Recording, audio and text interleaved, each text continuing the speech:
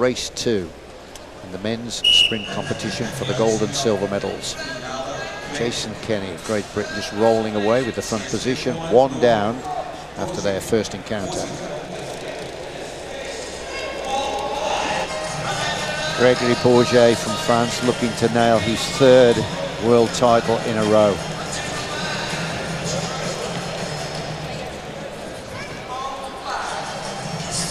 Well, Kenny's got that front position now. We were talking in the last round. I think that's probably what he's got to do. Tactically, he needs to outsmart the Frenchman because I think Bauge's got the power.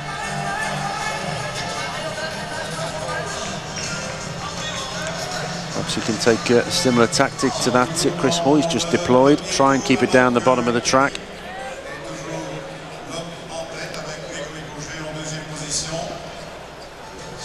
Just under 2 laps to go in race 2 here in the men's sprint final. Kenny at the front, 1 down to the French world champion who's looking for his 3rd gold medal in a row for this competition. Now then, what can Jason Kenny do? He tried his best in race 1 when he got up onto the shoulder of Bauge, but he couldn't get over the top of him. Now then, Bauge, can he get over the top of Kenny? If he does, it's all over.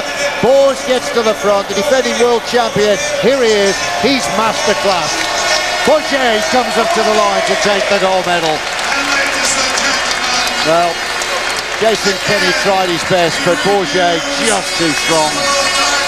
World champion in Poland in 2009, 2010 in Copenhagen, and now here again he clinches the gold medal in Apeldoorn in the Netherlands. Well, congratulations, your first senior sprint medal at a World Championships. It seems as though you've made a real breakthrough here this week. Yeah, I was really pleased, you know. Yesterday was really hard against Perkins. I was really pleased. I never made the last 4 before, so yesterday went like a dream. And then today, that ride against Chris really took it out of me. You know, 2 really hard rides. And then there against Bauge, just like he had too much pace at the end of the day. I didn't seem to have an answer for it, you know. So I think there's still a bit of work to be done, but I'm really pleased with how it's gone generally. It's just, you know, it's a shame to finish on a loss in it, but I'm really pleased with the silver medal. You're making a bit of a habit of beating Chris Hoy out there on the sprint boards. Great rivalry though. Oh yeah, definitely. I mean, we train together. You know, we started doing a lot of efforts together in training, and so it all feels very familiar when we're racing. You know, so it's really interesting. But yeah, it makes it slightly different. Excuse me, sorry. But yeah, you know, it's always good racing. It's always really close. And again, in the second round against Matt as well, it's the same kind of thing. We always seem to meet each other and we always knock the stuffing out of each other, so it's good, you know.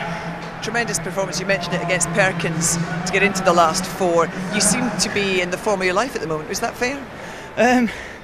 Oh, maybe, you know. I mean, I was going fairly well in Beijing, I think, but I'm really pleased just to be at the thick end again, you know. I feel like since Beijing I've been kind of battling kind of 5th, I've been in the 5th to 8th a lot, you know, and it's been really hard. So, but yeah, I'm really pleased to be kind of back up there in the real thick end and just, you know, moving forward. I'm really pleased. There'll just be 1 ride in London at the Olympics for a British rider in the sprint. Do you think you've put your hand up to take that place? Oh yeah, I mean, selection as usual. We're done at the last second, which is the best way to ensure we get the best team. But yeah, I mean, at the minute there's 4 or 5 of us that are kind of realistically in the mix, you know, and it could realistically be any one of us. So yeah, I'm just concentrating on getting faster for now and picking up any results I can on the way, really. And of course the Kieran to come. Yeah, still the Kieran tomorrow, and all 4 of us are riding that, Ross included, so hopefully we'll get stuck in and get something out of that. Well done, thank you very much. Cheers, thanks a lot.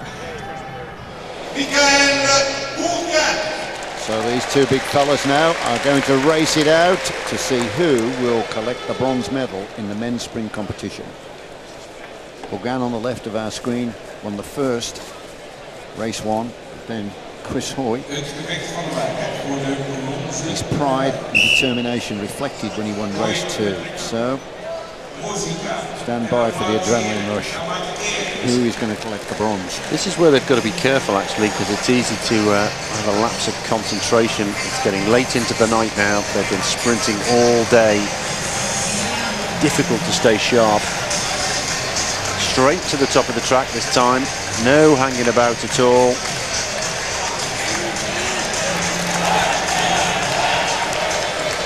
Again, closed right up this time. I think he's going to try and take the initiative. If he allows Chris to wind it up at the front, that of course will play into his hands, won't it? Well, he's so close now. If he dives underneath, there'll be almost nothing that Chris could do, and he's seen that danger. 1.5 laps to go in race 3 in the men's sprint to decide who will collect the bronze medal, and it's a tactical affair this then, and it's Bourgain then that's got the front position. Now then, I don't know if it's Chris Hoy's happy with that, but Bourgain of France is going to lead this one out, and the acceleration from Hoy beginning to reflect as he starts to come up onto the shoulder of the Frenchman. Here they go, shoulder to shoulder into the finishing straight. Where's the bronze going to go? The bronze medal goes to Sir Chris Hoy. He was so fired up for that. He said to himself, I'm not leaving the arena here in Apeldoorn without a medal. And he has done that. Sent a message to the rest. I might not be in the ride-off for the gold and silver, but I'm still here. Bronze goes to Chris Hoy of Great Britain. Chris, you celebrated that bronze medal as though it was a gold. It meant a lot to you. Yeah, it's been a frustrating day, so it's always good to turn it around and finish on a positive note. You know, the competition's been very hard today. Jason was phenomenal and deserved to.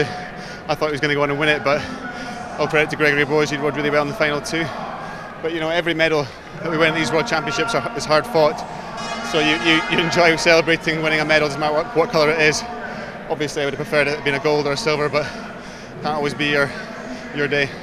One or two people might be looking at the results tonight and writing you off in this event and saying that it's the new kid on the block, Jason Kenny, who's going to get the ride. What do you say? Well, Jason's deserved to be. You know, he's shown today he's the top-ranked British rider because he was the better man today, and he's been showing that form all season. It's not like it's a surprise. However, I'm far from beaten. You know, I've always come back from disappointments and defeats stronger. So, you know, I've got enough time. I've got 16 months to the Olympic Games. 14, says Jane. So obviously it would be nice to be a bit higher up the rankings tonight, but all credit to Jason. He rode really well, he deserved it, and you know, I'm really proud of the way he rode today as well. And the French are in terrific form, aren't they? They're going to be the team to beat. They are, but you know, you can see little cracks in their team in terms of the competition they've got in strength and depth is even greater than ours. You know, they've got 4 guys really fighting for the places at the very top of the ranks. It's Kevin Ciro, who's been virtually unbeatable all year.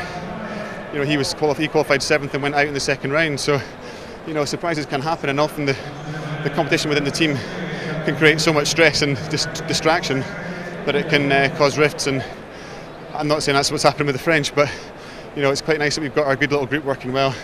We're focused on what we're doing, and when the team's picked for London, we'll focus on our individual events and the team event and do the best we can. You've won a lot of World Championship medals, but the way that you attacked that bronze medal there showed that the appetite and the hunger is still there, and perhaps those that are writing you off might have to think again. I wouldn't be doing this if I didn't have the hunger. You know, there's no bones about it. The training day to day is pretty gruesome. You know, what you put yourself through day after day, week after week, year after year. So you couldn't do it half-heartedly. If you're going to do it, you do it 100%. And when you're racing, it's almost your reward for the work you put in up until that point. So, you know, you don't want to lie down and let some guy take the bronze medal off you. So that's why I was celebrating that, because it was mentally tough for me to get back after the defeat in the semi-final, and talk yourself round and give yourself a kick up the backside and remind yourself that there's more to come. And tomorrow, my sort of favourite event, the Keirin. You know, I showed in the World Cup in Manchester after 3rd place in the sprint and managed to bounce back and ride well in the Keirin. So hopefully that'll be the case tomorrow. It's an early start tomorrow, though. I need to get back and get my feet up and get some rest. So yeah, looking forward to it. I'll let you do that. Thank you. Thanks, Joe.